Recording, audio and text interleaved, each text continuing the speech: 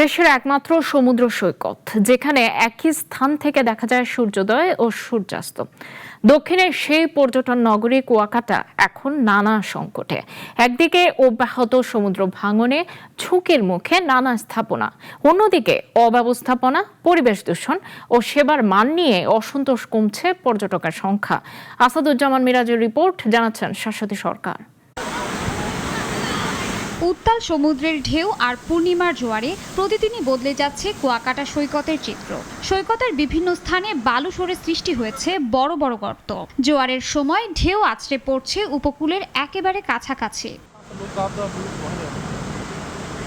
সবচেয়ে বেশি ঝুঁকিতে 0 পয়েন্ট সংলগ্ন সৈকত জামে মসজিদ, শ্রী শ্রী রাধাকৃষ্ণ মন্দির এবং পর্যটকদের নিরাপত্তায় স্থাপিত ট্যুরিস্ট পুলিশ বক্স। ইতোমধ্যে মাটি ক্ষয় হতে শুরু করেছে কয়েকটি স্থাপনার নিচে। স্থানীয়দের অভিযোগ, কয়েক বছর ধরে সৈকতে ভাঙন চললেও পরিস্থিতি এখন ভয়াবহ। গুরুত্বপূর্ণ স্থাপনাগুলো রক্ষায় দ্রুত টেকসই বাঁধ নির্মাণ এবং কার্যকর উপকূল সুরক্ষা ব্যবস্থা নেওয়ার দাবি তাদের। এটা যদি পরিকল্পিতভাবে যদি একটু সুন্দর ব্যবস্থাপনার মধ্যে নিয়ে আসা যায় এবং নিয়মকানুনের মধ্যে নিয়ে আসা যায়, তো স্বাভাবিক পর্যায়ে কিন্তু টুরিস্টরা এটা স্বাচ্ছন্দ্য বোধ করবে। প্রতি বছর যদি একটি বাজেট থাকে তাহলে এখানে টেম্পোরারি প্রোটেকশন কাজটা শীতকালেই করা যাইতে পারে। রোডটা খুবই সরু, তো দেখা যায় যখন বাসগুলো চলাচল করে খুবই রিস্কি হয়ে যায়। এখানে বাদ দিতে হলো ওইখানে যে ব্লক সিস্টেম করতে সরকার, এইদিকে ব্লক দিতে হবে। এদিকে শুধু ভাঙন নয়, অব্যবস্থাপনা ও পরিবেশগত অবনতিতেও ফিকে হয়ে যাচ্ছে সাগরকন্যার আকর্ষণ। পর্যটকদের অভিযোগ, সৈকতের বিভিন্ন স্থানে প্লাস্টিক ও পলিথিনের বর্জ্য, অপরিকল্পিত অস্থায়ী দোকান, অতিরিক্ত ভাড়া, মোটরসাইকেলের বেপরোয়া চলাচল এবং নিম্নমানের খাবার পরিবেশ অনেকাংশে নষ্ট করেছে।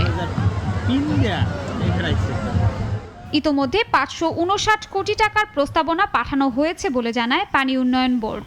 কুয়াকাটা রক্ষায় ইতিপূর্বে 2024 সনে 759 কোটি টাকার একটা ডিপিপি সাবমিট করা হয়েছে, যা প্ল্যানিং কমিশনে আছে। ডিসি পার্ক, মসজিদ, মন্দির এবং 0 পয়েন্টে আপৎকালীন জরুরি মেরামত কাজের মাধ্যমে আমরা এই সাপ্লাই বিভাগ দিয়ে আমরা জরুরি ব্যবস্থা গ্রহণ করব। সৈকতের নান্দনিকতা ফিরিয়ে আনতে দীর্ঘমেয়াদী উন্নয়ন পরিকল্পনা বাস্তবায়নের কাজ চলছে বলে জানান সাংসদ। ইতিমধ্যে আমাদের মাননীয় প্রধানমন্ত্রী জনাব তারেক রহমান কুয়াকাটার ব্যাপারে সে আলাদা একটা পরিকল্পনা নিয়েছে বলে উনি আমাদেরকে জানিয়েছে। আমার সাথে পানি সম্পদ মন্ত্রী শহীদুদ্দিন চৌধুরীর সাথে কথা হয়েছে, এই যে বর্ষার ভাঙন রোধে এমার্জেন্সি তারা কিছু কাজ করবে। কুয়াকাটাকে টিকিয়ে রাখতে এখন প্রয়োজন দ্রুত উপকূল সুরক্ষা, পরিচ্ছন্ন পরিবেশ নিশ্চিত করা এবং আধুনিক পর্যটন ব্যবস্থাপনা গড়ে তোলা, মত বিশেষজ্ঞদের। শাশ্বতী সরকার, নাগরিক।